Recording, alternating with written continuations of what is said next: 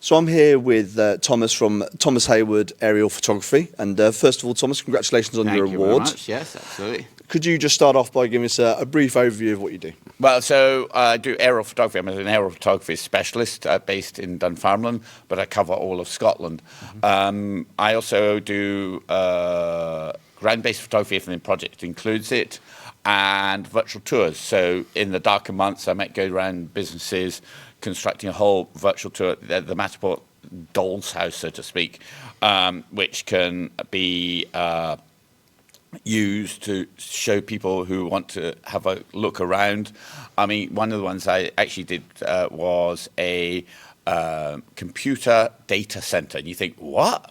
But actually the thing is, it's quite good because we can control from the virtual tour if any confidential information is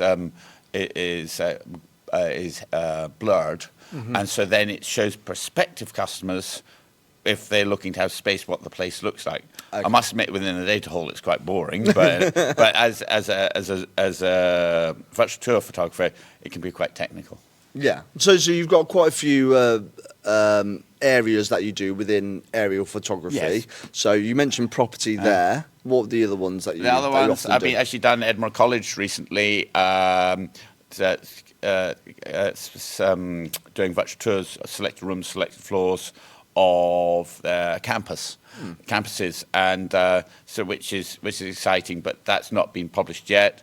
I've done South Lanarkshire College, and the thing is here is it can be put together packages or packages of 1, 2, 3 elements or just one, which is always good, and it's always interesting. I'm always looking out for a photo. I mean, like coming over here today, I had to take a left turn, Clyde, as they would say, because there was fog lingering over part of the Forth bridges with just mirror-like water on the Firth of Forth. And I went, no, left tire, and just to get the shot. Yeah, so, okay, yeah, you got the shot. But anyway. In terms of aerial photography, it is such a specialist area. What does it add for your clients that you work with? What does it bring to them compared to? I always say, let me see your world from a different angle. Let me see your world from a different angle, because grand photographers, everyone's got a mobile phone in their pocket. Everyone can take a photo, but what is their view of a photo? If you're going to fly a drone, before you even fly that drone, learn how to make a proper photograph. Because I'll tell you what, when you fly a drone, the best way I can consider it is highly legal, I hasten to add, is you're driving along, no hands-free, phone goes off, you pick it up, put it in your ear, you're going out, you're coming up to junction, you're pushing the indicator, looking over your shoulder, car coming the opposite direction, shit, I've got to change gear. Oh, and by the way, what time's that meeting on Tuesday? Oh, yeah, sorry, I haven't got my diary. Can you write it here? So, like, highly illegal, but when you fly a drone, those are the sort of mental processes you're going through. So actually taking a photo has to come second nature when you actually do the flying aspect, you know? Yeah. Bring me an aerial photographer who has not had a drone that has crashed on them. Yeah. Right? Might be mechanical malfunction. It might have been in the early days because that tree leapt out in front of you. Okay. Yeah. But you know what I mean. Yeah. There's lots to think about. Yeah. There's a hell of a lot to think about. You know? Yeah. And in terms of, obviously, you do a lot of very different and interesting projects. Rather, is there anything over the last few months that you could tell us a little bit more about a certain project? Well, actually, a couple of years ago, I actually photographed from the ground and videoed a little bit on the ground, and also using the drone. There was a Scottish cyclist called Josh Quigley, and he did. He actually broke the world record for a greatest distance cycled in Aberdeenshire, and that was 3,508 kilometre in 7 days. Yeah. Let me say, if you were to try and drive that, you'd be knackered, right? Yeah. But you had to sort of try and also G him up, because you can imagine how tired he got. Maximum 4 hours sleep a day, right? In a 24-hour period.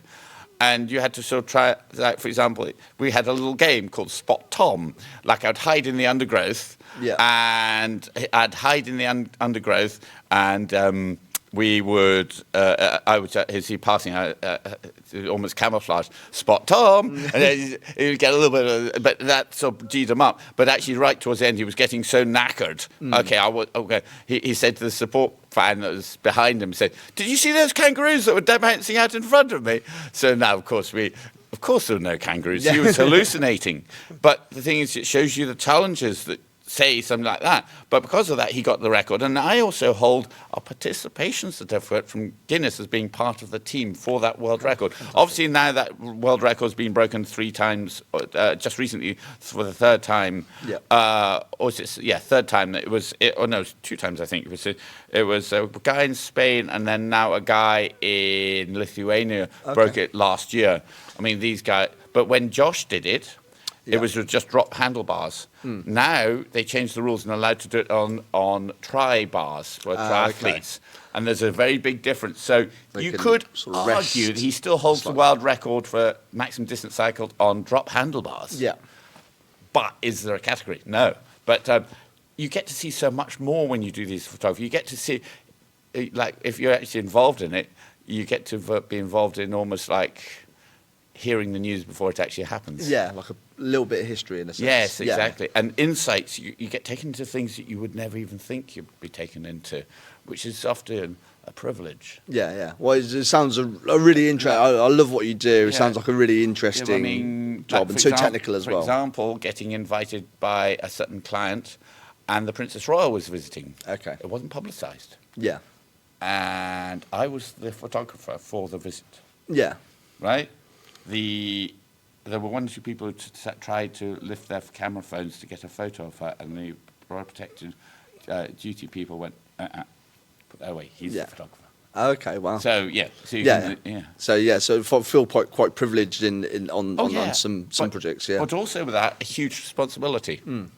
Yeah, absolutely. A huge responsibility that you will get the shot, and sometimes those shots don't happen again. Yeah. And if you cock up, you have to be able to be there to try and sort something out. Rescue it, yeah. Yeah, exactly. Well, congratulations again on your award, and thanks very much for taking the time to speak to us. Yeah, thank you very much. Thank you, Thomas. Cheers, Thank you.